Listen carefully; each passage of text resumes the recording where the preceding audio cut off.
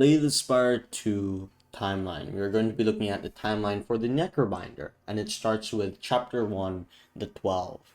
Who is worthy to enter the exalted spire? The capital gathers the most brilliant, formidable, and courageous from all the lands. 12 explorers formed an expedition and advanced inside to make history.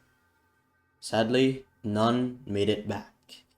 Unlocking cards Scourge, Countdown, and Oblivion. But of course, this is placeholder art of the 12, and I'm guessing one of them has to be the Silent, or what her name was. We don't know.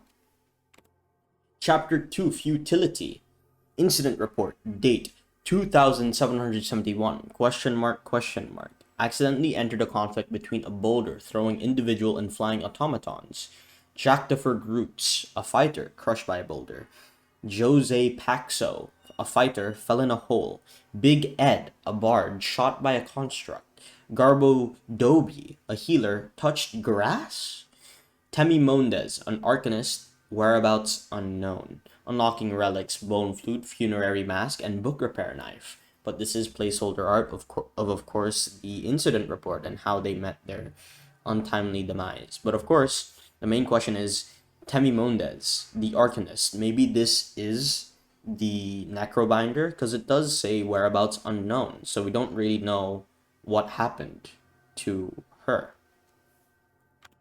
Chapter 3, Spireborn. We were but meant to survey the preliminary floors, but it proved nothing like we expected. Such wondrous wildlife, curious artifacts, and even wandering traders. From whence have these marvels arrived?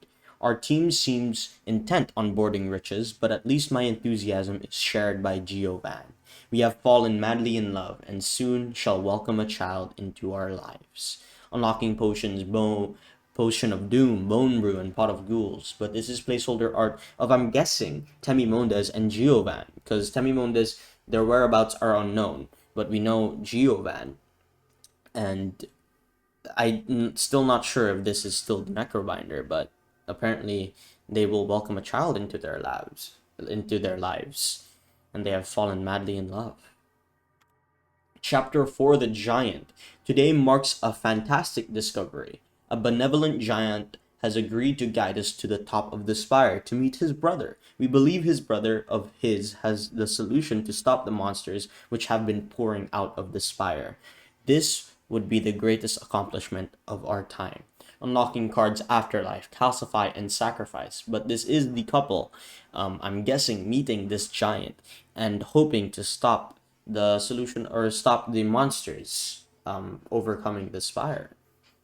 But of course, this is placeholder art of both the couple, Giovan, and I'm guessing Temi Mondes, but I could be completely, or I think I'm completely wrong.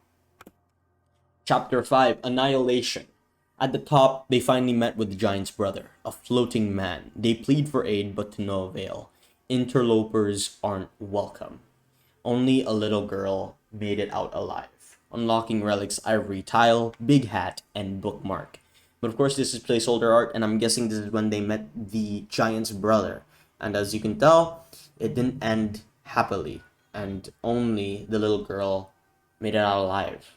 So maybe, when they say the little girl, it was Giovan and Temi Mondes' child, because it does say little girl. Oh, interesting. Chapter 6, Life and Death.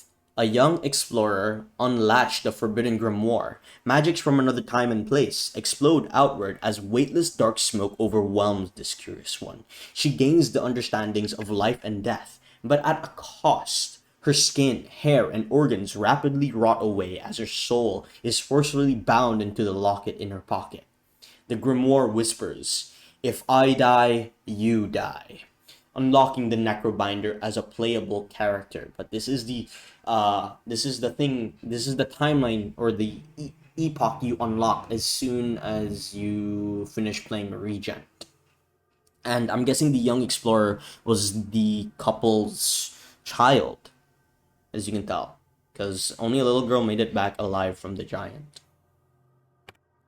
Last chapter, Chapter 7, To Kill. The Necrobinder faced off against the architect and demands the restoration of the giant, her parents, her humanity. She's blazing with vengeance, but is annihilated again and again. On one of her ascents, she discovers a massive dragon, pale, giving off the same gentle presence as the giant. He speaks. This will help you get his attention. Unlocking cards, Sculpting Strike, Veil Piercer, and Banshee's Cry. But this is placeholder art of the Necrobinding Meeting Pale, and it does say it's giving off the same gentle presence as the giant. So maybe the giant is pale. Who knows? But this is an ancient, so maybe they're just alike in attitude. Who knows? But yeah, that's all for the timeline of the Necrobinder, and I hope you all have a great one as always, everybody. Bye!